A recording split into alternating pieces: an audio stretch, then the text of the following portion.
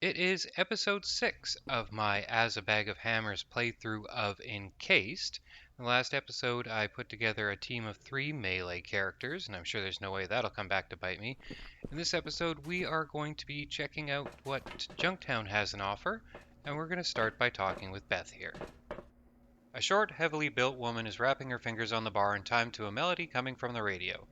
She wears a silver suit jacket with rolled-up sleeves. According to the badge on her chest, her name is Bethany Mortensen. Good day to you. With a single smooth motion, she produces an empty glass from under the bar. Room? Something to drink? Welcome to Beth's Shots, a place to escape the Silvers and their promotional poems. Say you wouldn't mind a drink. Sure enough. What do you like? Light, dark, or something stronger? Bethany nods towards the shelf behind her. Let's ask her to join us for a drink. You offer, you pay. Just so you know, I only drink dark beer and only one glass. Getting drunk at work is a no-go. She fills 2 glasses. Chin chin, then. Thanks for the hospitality, babe. Would you like anything else? Ask her about Junktown. It's a hole of a place, she answers shortly. She leans on the bar. What can I tell you? They were building a plant here, but after the incident, no one needed it anymore. I was hired to manage the construction, spec out equipment, stuff like that. Alright, I digress. This is my bar. Then there's the marketplace and the slums. Everyone expelled from the city and the committee are settling here. For the most part, these hombres have nothing to lose. That's why we have a sheriff. Mortensen nods deliberately to one side. She pushes the glass towards you. After that fascinating story, I'm guessing you'd like a drink. Or maybe something else? Let's ask about the housing. I rent a few shacks here. There's a bad one, a decent one, and a really chic little house. Chic by local standards, I mean. They're all available to rent, though I'd consider an offer to purchase. Let's see what they cost. She looks at you with interest. As I said, I can sell you a house if we agree on a price. Wow, that's a lot of money. No. Especially when we can just use the camp. I'm guessing this will open a shop, so let's go ahead and ask for a drink. Anything in a bottle? Is that going to be the shop? It's the new committee, honey. Whatever you need, food or drink, I've got it. Here, take a look at the menu. So now that I have the Drunken Master perk, grabbing all the beer is probably a good idea. These will boost my critical chance by 10% if I can get tipsy, or 20% if I get drunk. Oh, and I should grab the water. So is she gonna mind if I pick this lock? I'm gonna get Crump to do it, so I don't fatigue myself. Let's find out. Nope, she does not mind. Although that gives Crump the XP, and while him getting XP isn't a terrible thing, it's really my character that needs the XP. Get out of the way, Crump. So let's head on over and check out the market, see if there's anything to buy here. This man is grimacing all the time and his shoulders never stop twitching. He doesn't seem to be in control of his own body. He's probably addicted to drugs. Let's see if he barters. No. Well, I mean, he has a bolt. Make it quick. What? The whites give me 100 for these experiments. Don't regret nothing. If you're jealous, the lab's over there, beside the stage. He tries to point for you, but his arm ends up describing a large figure 8 in the air. Dance and twitch just like him so he doesn't feel lonely. Goodbye. Hello again. Some greaseball in a grungy gray undershirt grabs your sleeves. Help me with some cash, eh? Got a middle ear lymphoma. Gotta be operated. Ooh, how about that? Something that involves intelligence that I can actually pass. Tell him that disease doesn't exist. The beggar gives you his best disapproving look. What do you mean doesn't exist? Do you think I imagined it? Be kind. Give a disabled man some small change you probably don't even need. No. Now, maybe in real life, but yeah, in a video game I don't feel generous. I have no need to feel generous. Don Spencer. A mighty man holding a cigar and a glass of whiskey is watching you grimacing. The badge hanging on his chest reads, Don Spencer. You sick? He asks sympathetically as you approach. Spencer looks down at your yellow badge and sniffs. Oh, I see. Let's see if we can barter with him. So, for a marketplace, there seems to be a severe lack of people trading. I'm listening. For trading, you better go talk to Dad. I'm just guarding. How can I help?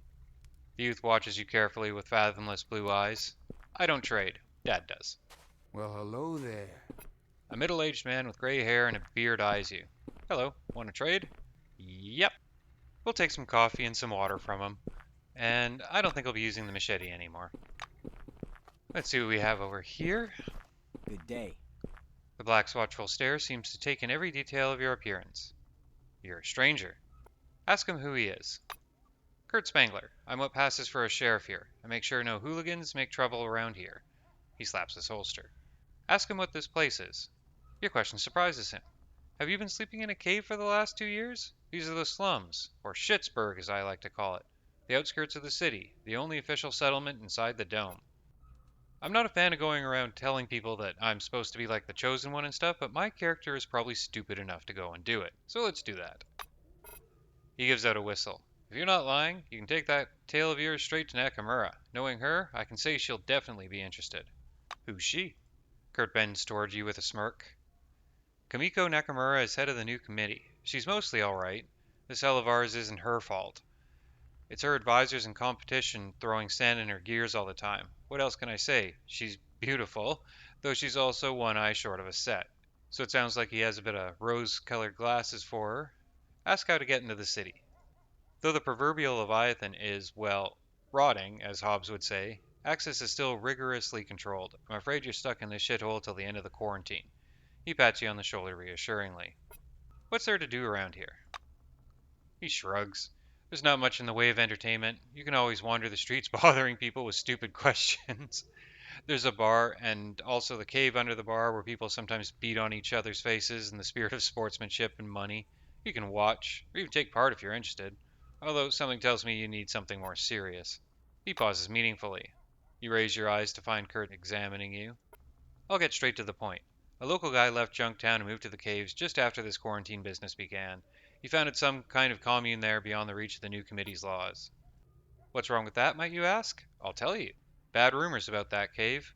Many left to live there, but only a few return now and then for supplies, and always the same ones. He returns to his table again. I've long since realized what it means to be sheriff here. This is the new committee.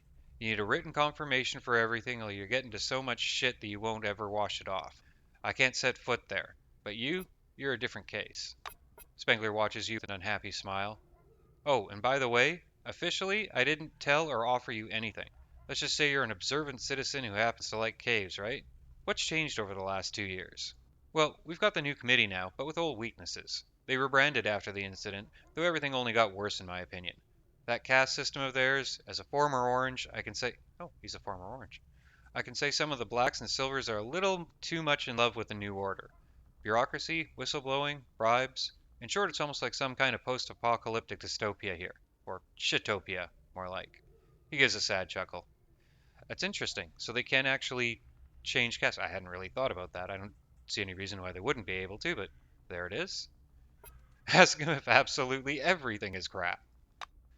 Well, I'm not the one to complain. I turned out lucky.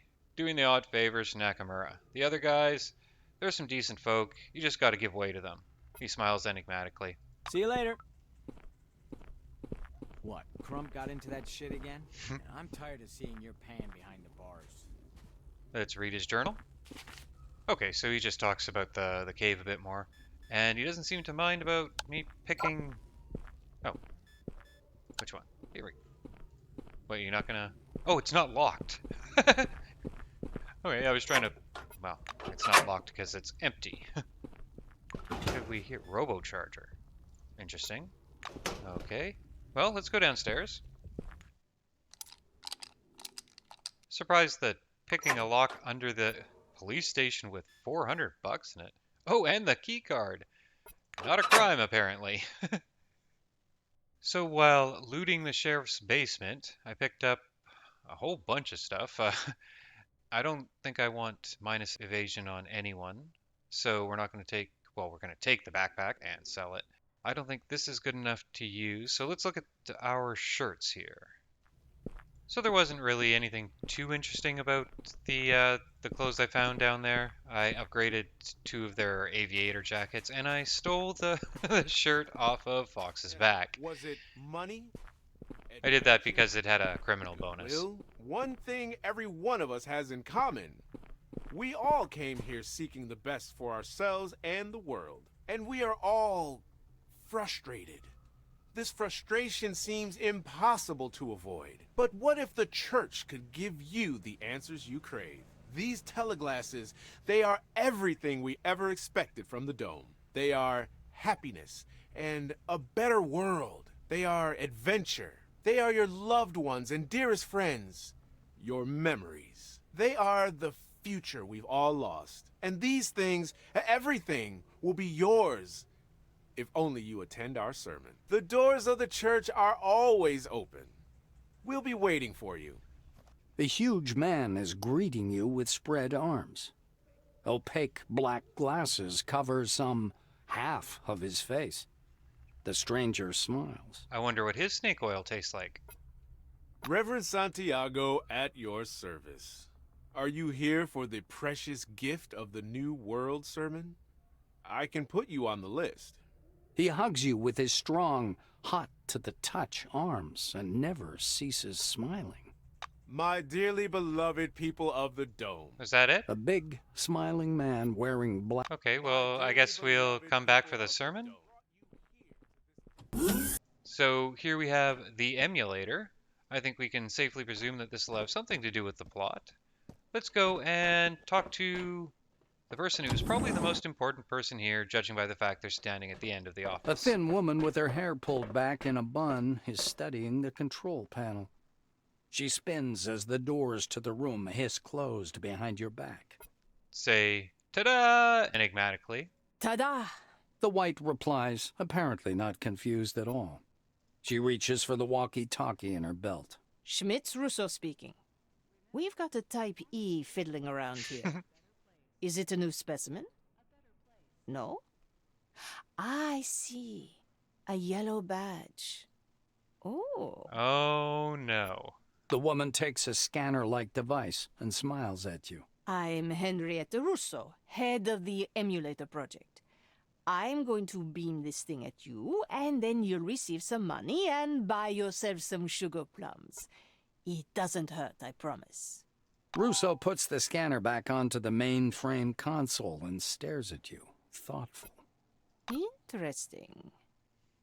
Okay, your low intelligence has nothing to do with Maelstrom. Your brain measures, though, they're just... The woman falters and becomes thoughtful, looking for the right word. You're a unique specimen. The detectors are just off the scale. Fops usually have such metrics, but those are addle-brained, while you have an absolutely clean mind, even if somewhat dumb. Hey, you don't have to rub it in. Let me be blunt. I need your part in the project. What would you say? The white stares expectantly at you. Say, distrustfully, and cock your head. Russo barely holds back her laughter. If means working conditions, everything's great here. It actually did. We pay you money, you're allowed everywhere, and may watch cartoons and eat sweets in your leisure time. Well, that sounds like a pretty good And you take deal. part in experiments. It doesn't hurt at all, mind you. So, While I'd be a little bit more tentative about it, let's clap our hands emitting seal sounds. Cool, they'll carry out experiments on you. You're in. Russo pats you on the shoulder, reassuringly. great. I'm pleased. Although I'm not sure your agreement has legal effect. All right. That's awesome. Let me tell you what's going on here. Henrietta gestures for you to come over. She stops near the control panel to examine a massive construction hanging from the ceiling of the main hall. She fixes you with her gaze. Long story short, in 1976, the incident started in Nashville. I caught that. Maelstrom broke free of the excavation zone, destroyed the spire, and killed a lot of people. I saw that. And those who weren't killed outright had their brains fried into non-existence. If that was an experiment, I'd call it a total fail. Russo raises her head to study the green lights high up under the complex's ceiling with acute fascination. Everybody was in a panic all that year, waiting every day for the end of the world. But Nakamura was able to overcome the disturbances and evacuated the bigger part of the survivors here. She offered autonomy to anyone who wanted it, those from Phalanx and Carmine Heights, and decided that something must be done about Maelstrom in the center of the dome. Thus, the emulator was born. So I noticed you didn't mention this white swan. Let's see. An ambitious scientific cluster project facilitating experimentation with the forefathers' most advanced technology. At the moment, White Swan is the only research station under the dome inhabited and operated exclusively by scientists. Is that this? I don't remember a White Swan. Henrietta clasps her hands behind her back and walks around the room. Things went quite well over the next 2 years. Maelstrom showed no activity, and all the trials were right on schedule. But several months ago, our sensors detected that Maelstrom had begun to grow, to become stronger. From my own calculations, I realized we needed the help of all those different people. Someone needs to search for relics for the emulator, and help with the coding. Otherwise, the Nashville megalo anomaly will overtake us. It will be too late. I'm pretty sure I can help with half of those things. The White clenches her teeth and shakes her head. It's the first time you've ever seen her this serious. That's why they're here. Spencer, Abbott and his nutty buddy Santiago, and of course Karma. Our relationship with her has been sour since day one. Kimiko sacrificed a lot for them to be here, and I only lost control over the project. You know I would shove my ambitions and call it a day, if that was of any use to the emulator, but... She points downwards. From the edge of the balcony, you can see a mishmash of burnt wires and the melted remains of some relic. Now it's all gone to hell. The price has already been paid, but there were no results. The trials were unsuccessful. That's why I need help. And that's why I believe you're twice as valuable an employee. So you've established that you need help, but I'm still not entirely clear why you need me. Russo sinks into the chair. Told you! Welcome aboard. I forgot to add that this Titanic is barely staying afloat, and there's another iceberg dead ahead. But we can still sail through, if we really do give it our best. Henrietta baits you with a sweet. Come here and try to focus. I'll explain what you need to do in understandable terms. Sneak up and take the sweet warily. The White grows thoughtful. Now, we're making science here. Studying that huge thing in the south of the dome. That huge We thing. need a special machine for this. Using it, you'll be able to talk to Maelstrom. But the machine doesn't work properly. You need to find a few things, put them together, and then everything will be all right. Russo sighs. Oh, dis donc, this is harder than I thought. But you do get the point, right? Then I'll continue, this time in a bit more complicated terms. The White produces a notepad out of her desk and shows it to you. Here is what you have to do to make the emulator work normally. Let's go over the list. She runs her eye rapidly over the lines. Past trials were unsuccessful. That's why it's so important to do everything right, and get the system ready for the new trials and a test run as soon as possible. Let's see what we have on that list. Biting her lip, Russo checks her notepad. Let's start with the driver. It's not installed. Karma Ishtwani is responsible for it. Her door is next to mine, by the way. Find out what's going on.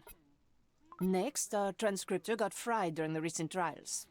The new one is supposed to arrive via Phalanx caravan, but nothing's come yet. Go poke Don Spencer. He must know something about it. Spencer usually hangs out with his caravan buddies in the market square. She makes a note in her notebook. Yes, you should also talk to those nutty church people.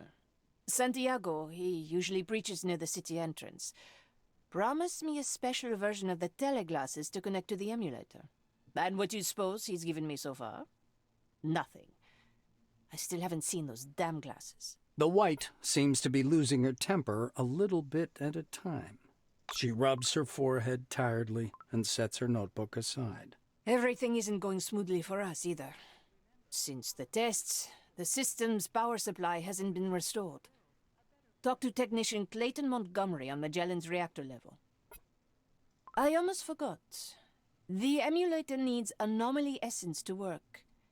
This essence can be found in various parts of the dome, but we don't have a lot of time. Do you know about the picnic neutral zone? Well, that place in the swamps is full of anomalies. Talk to the people out there. They'll have essence for sure. Henrietta grows absent, perhaps reviewing what she said in case she's forgotten anything important. Russo looks at you. So, this is what we're going to do. I'm staying here to prepare the trial program and make sure no one fiddles with the emulator. You handle everything else. Better start with Magellan. I have a feeling they've got some hidden agenda, okay? Thump yourself on the chest, screaming apishly. Yeah, you'll get things done. So one thing this game definitely has unique about it is it doesn't tell you when you've leveled up, other than to put a little plus up here. So let's go ahead and take that level up. And our typical 10 points into melee, and another 3 points into criminal. You know what, why don't I go ahead and do that to unlock the next level of the perk tree. Ooh. Learn ability and stealth. You can go into stealth even in combat. I'm gonna have to try that out. Russo compares the instrument readings with the data in her notepad. It's you. You know, many emulator employees think you don't have the brain for this mission. Yet I believe in you for some reason. Prove me right. Stop beside her and start dancing, giving every appearance that you don't know what to do next. Give a nasty laugh and leave. Let's have a chat with Karma. A plump woman with a red dot on her forehead is concentrated on typing something on her computer. She looks very smart and busy. Rumors are fast to spread. Stay here. She orders, never removing her gaze from her screen. Eventually, the keyboard stops clicking. The woman looks up at you, displeased. This is how I see it. She says meaningfully. You fake low intelligence for one of these possible reasons. First, you seek to avoid responsibility if you fail. Second, you work for someone and use the cover to safely watch and maybe sabotage the project. The White folds her arms and looks at you with hostility. Approach her and touch the dot on her forehead. There you go. How's that? Your plan doesn't work out. The woman catches your hand and squeezes it tight with her hard, cold fingers. You may fool Henrietta as long as you wish, but I know that your part is statistically impossible. There were 53 low-intelligence employees under the dome in total. 29 of them are accounted for as dead or missing. Do you really want me to believe that the person with your special abilities happened to be one of those poor fools? Do you realize how small the chance for it to be true is? The White squares her shoulders, looking victorious, obviously proud of herself. So Miss High and Mighty here needs to take a course in statistics. The odds that my character has this specific character trait are very low, but the odds that my character would have some unique character trait are a statistical certainty. This just happens to be the character trait that my character has. Also, how can someone who's missing be accounted for? Want to hold on to your cover? Do it if you must. But I, Karma Ishtwani, will bring you into the open and won't let you fail the project. I promise you that. And now you're dismissed. The woman turns to her computer as a sign that the conversation is over. Offer her a hand and look for a door out. She promised to bring you into the open. Fury flashes in Ishtwani's eyes. Get lost. Still typing, Ishtwani glances at you disapprovingly. You are watching me. Do you even realize how obviously suspicious your actions are? Say, driver, cheerfully, and begin dancing. Karma winces. Why do I have to be part of your show? You're obviously intelligent enough to understand the task. but you continue to feign impotence of mind. The white looks at you, displeased. Driver? She brassily takes your kairos from your pocket and clicks its buttons. I'm uploading the Scientific Engineering Group's camp coordinates for you. It is located where Maelstrom is relatively active, but safe. 4 scientists measure its activity and use the data to assemble a new version of the driver. Fiddle with the Kairos, sniff it, and leave. There is money everywhere here. All you have to do is search through everyone's personal belongings. You have an icon above your head. You must be important. A tall scientist in thin glasses is enthusiastically scanning a relic. His name tag says Sebastian Van Alden. I recognize him. Approach, gently embrace him, and languidly whisper, "Science." Speak quickly. The white recoils and looks at you. An expression of despair and horror appears on his face. How could people like you ever survive the incident? Condescendingly say, "Science," and walk away with the air of a winner. I'm gonna try to shop with him, though.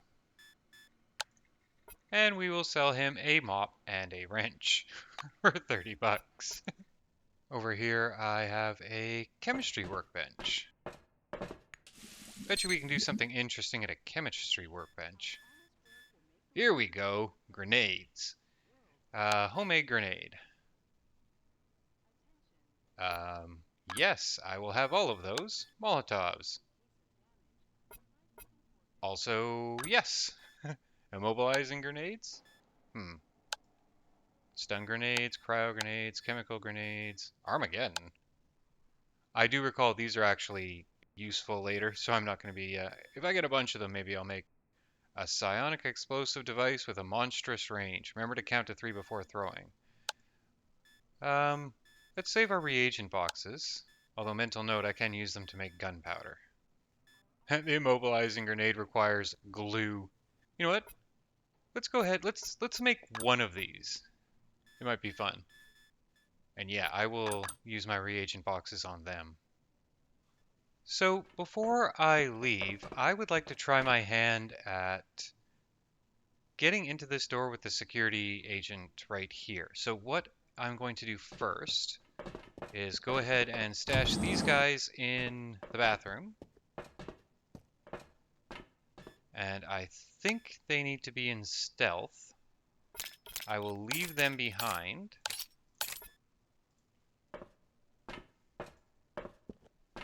Now, I shouldn't have any trouble getting past this guy. Or at least that's what I've found so far. Get to the lockpicking with my fist. And let's get in here. The lock's Hopefully he been won't... broken. Okay, so he's Didn't take noticed. anything. Is he just going to stay at the door? Looks like he's just going to stay at the door. Ooh, safe. Well, you know I'm going to pick that. Wrong target? I mean... Oh, I was clicking something on the safe, I guess. Oh, what do we have here? Ooh, psionics plus 15. I mean, that's not really going to be useful, but... Well, let's go ahead and read it because I will forget.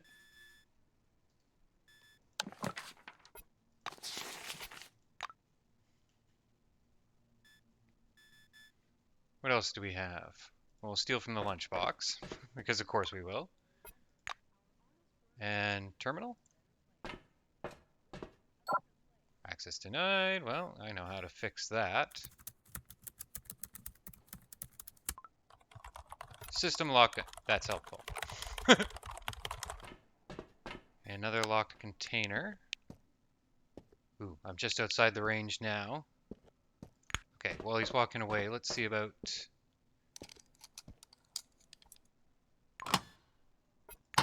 Sorry, holding my breath there. Let's check this locker while he's standing there. And you know what, with him there, let's get out. Did I miss anything? No? Okay. Alright, now the question is, can I get out of here with my companions over there? Ooh. Broken Vendo. 170 bucks. Alright, let's get out of here.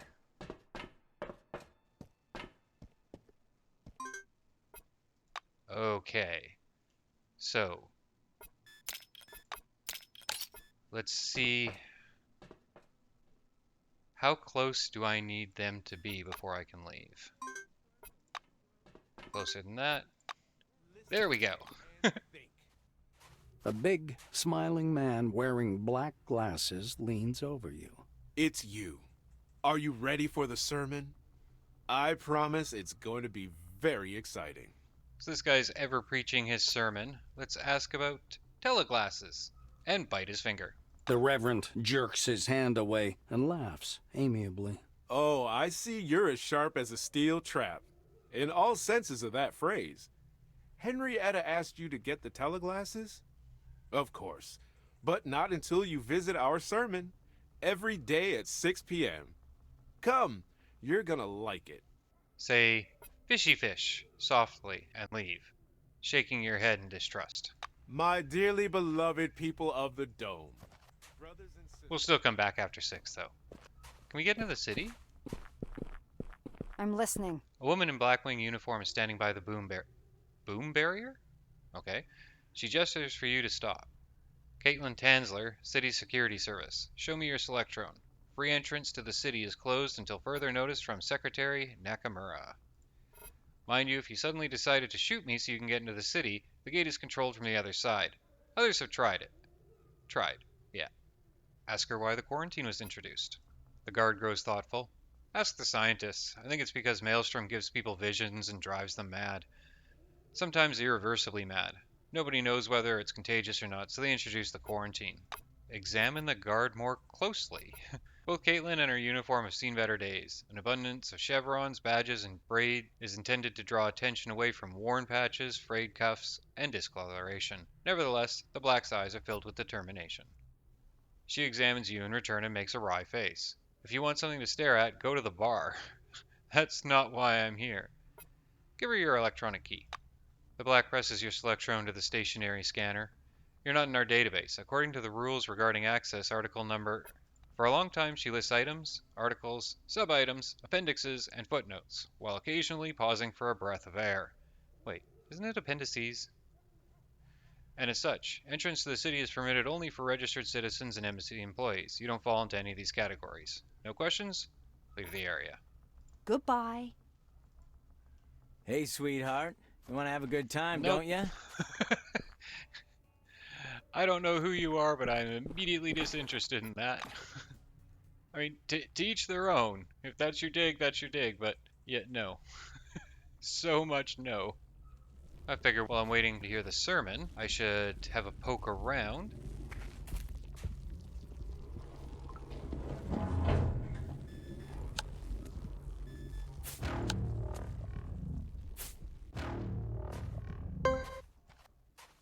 Big box. Okay, well, go ahead and find out what's in here. While taking damage, apparently. Ooh, CPS. Maybe I could make one of them Armageddons. Maybe not. We'll see.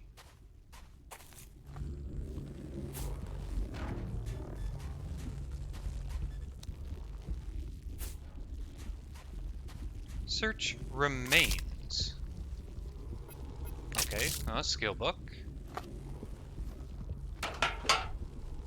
Naturally, there'll be something on the roof. Some parts. Let's see what Don Spencer has to say. Spencer looks at you indifferently. Russo, relic. Snap your fingers. Even the silver's indifferent face shows bewilderment. You? That's insane. He produces his communicator and shows you a point on the map. Look there. Look at the point on the screen, then back at Spencer. And then back at the point again. Don takes his cigar out of his mouth and ashes it. Not on the map. In the desert, dummy. Bow and leave without straightening. So we have two items here that are blocked by parked cars, and what you can do is drop batteries in these cars to move them, or use car driving skill. Okay, let's move it that way. I mean, we've gone and shoved it behind the sheriff's office. That's a start. Oh, these look interesting, but really aren't. This car, however, does require a battery to start. I have a battery, but all I see behind it is a pile of papers. What I would like to try, force. Can I force the car? No. I gotta remember that that's there. My last character had a muscle of 4, so force wasn't really doing anything. But surely with a muscle of 10, and the fact that there is an option called force, there's going to be something somewhere that I can use it for. It's perhaps for these obstacles that are around, and it just automatically uses it.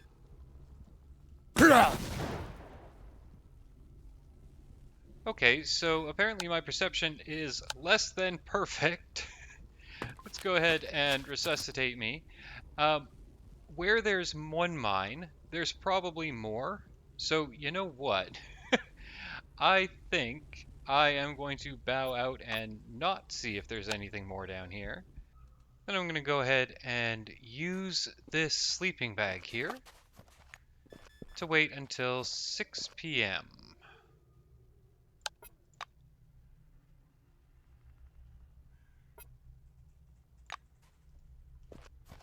Will, one thing every one of us has in common.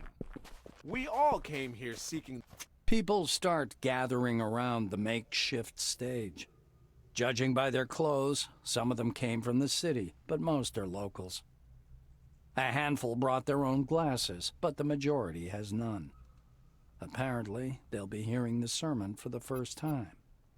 Santiago is contentedly pacing the length of the stage, wearing his usual grin. Thank you. Thank you all for coming. I do ask that you please forgive the delay. Once my assistants arrive with the equipment for any of you who've come without, we shall begin. Ah, here they are. Lights shimmer behind the sewage gate. Some people with torches appear to drag a large wooden box up on the stage. Someone pries open the lid. Teleglasses are laid in rows in the box. The assistants begin to pass them out to the crowd. Climb into a half-empty box of teleglasses and wallow in them with a joyful, moronic laugh. These people in red pajamas seem a bit dumb. Their reactions are all very inhibited somehow.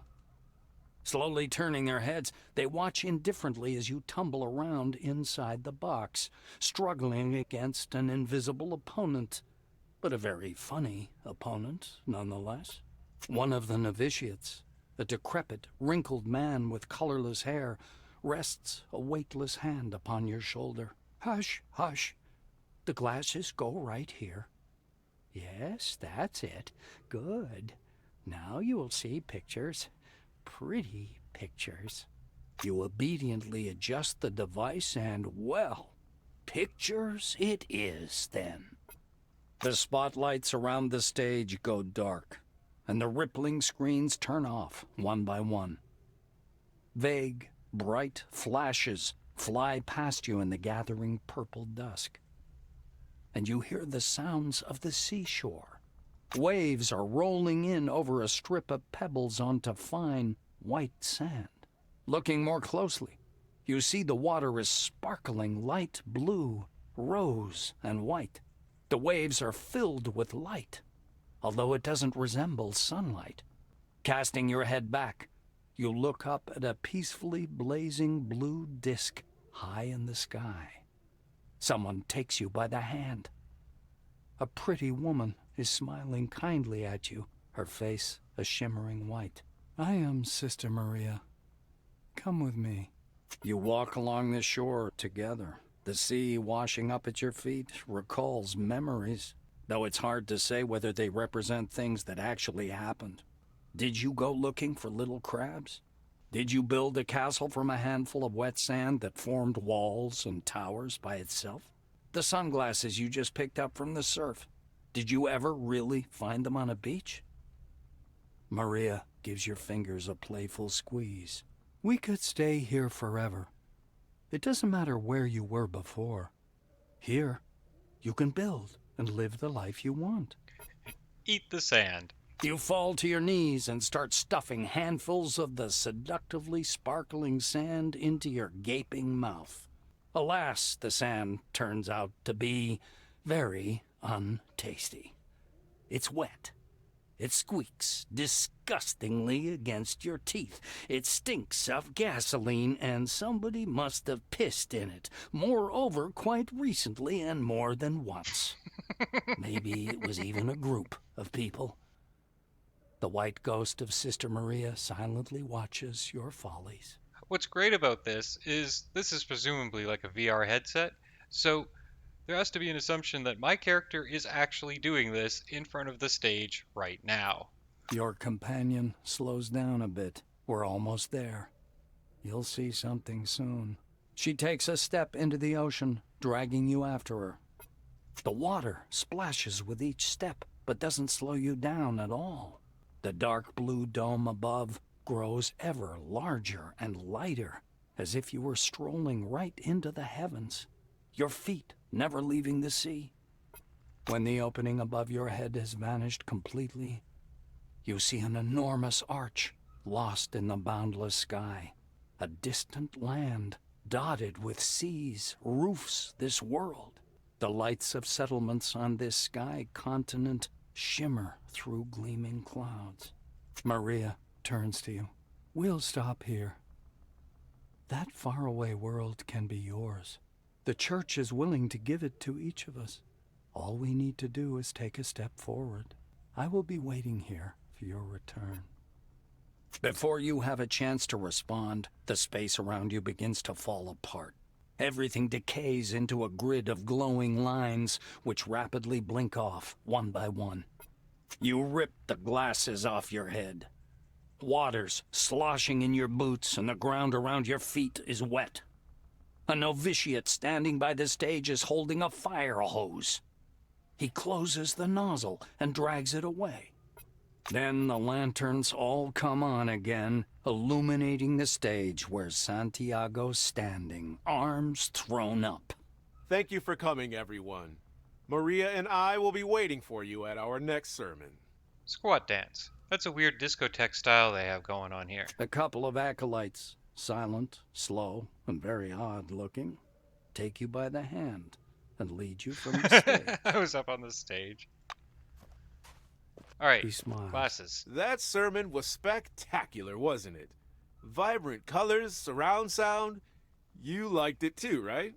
Say teleglasses and bite at his finger. Leaning toward you, Santiago studies your face through his glasses. My experience tells me that you're a remarkable person.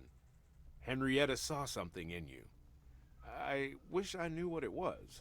Well, I couldn't tell you, but I'm pretty sure that I'm somehow dumber than I was before after your little VR experience. The Reverend gives you the teleglasses. You fulfilled the terms of our deal, so here's the device. And I'll always be happy to see you in the church. You should visit it sometime. Take the teleglasses, rub the lens contentedly with one dirty finger, and leave. And so I think that's basically everything in Junktown, with only one thing left to do. When I was in the arena last time, I forgot that there was a fourth opponent. Instead of just walking in there, I think it might be fun to really go nuts on this. I really didn't use drugs at all the first time I played the game, so let's give it a try. Muscle +2, guts +3, perception -1. Well, that sounds fine. Pop one of them. Perception and sight, well, that doesn't do anything for me. Perception and deafness, I'll take one of those. Don't need brains. Gotten this far without them. All right. What does that actually put me at right now? Stats. Muscle 12, guts 9, deafness 12. Okay, well, Take your let's see how this places. goes. Prepare your bloody popcorn. Here we go! Oh, you know what? One thing I might as well get started right now. Let's get in fighting stance first. Hello again. Champion of the pit. Let's place a bet on ourselves. Probably should have gotten the intelligence on the guy first, but, well, we'll be fine. Proceed to the pit. Alright, what do we have here? We have power armor. Well, I don't see a gun. And I was thinking from the previous fights... Oh, look, AP-13. It doesn't make a lot of sense for me to close the distance with him. So why don't I huck a grenade at him? He punched me harder in boot camp. That's a good hit. You know what? Let's do 2. Oh, well, okay. Second one's a miss. Alright, now normally I would increase my defense class. But I could save... Yeah, let's save what AP I can. I doubt he'll be able to get a hit off on me from that distance. Yep, I was right. Okay. Now, do I want to hit him with another grenade? Because I could. I was actually hoping I had Molotovs on me. You know what? Oh, AP-15.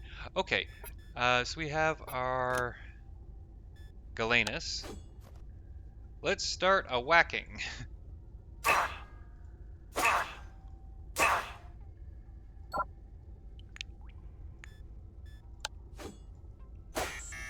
Ha! Gotta admit, when I saw that power armor, I was a little bit more worried, but looks like, although I was hopped up on every drug in the game, so... Damage, sir. Is he gonna let me take his servo shell? I don't like you.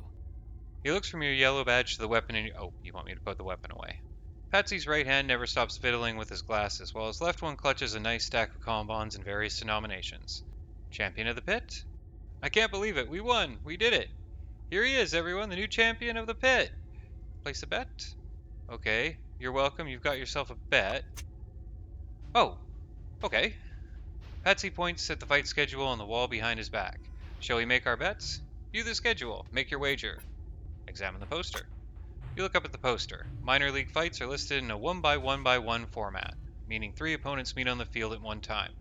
Participants of today's fight. Henry the Oracle Hunter, says the large letters on the poster. Quincy, a thug from the Phalanx. You read on the second line. Hydrangea. The name of the third fighter is decorated with stylized flowers. Patsy counts the money. Well, are we ready to bet? Hydrangea, Quincy, Oracle? What a group of fighters, each one cooler than the last. Let's bet on the flowers. You make a bet and receive a small blue ticket with the name of a fighter. You head for the arena to watch the fight. Hunter lives up to his name, hunting his opponents down like animals. He begins by driving Quincy into a corner, and when he's down, Hunter switches over to Hydrangea, who's knocked down for good in the 3rd round. I was kind of hoping that there'd be a little bit more to it than that, but he didn't figure Henry Hunter would come out on top. His victory was a total surprise to you. Well, yeah, I suppose. Of course, this means you don't get any money. I guess that's the arena. Well, I think it's safe to say we've seen enough of that sign for the time being. The next episode we'll move on to Magellan, and I will see you then.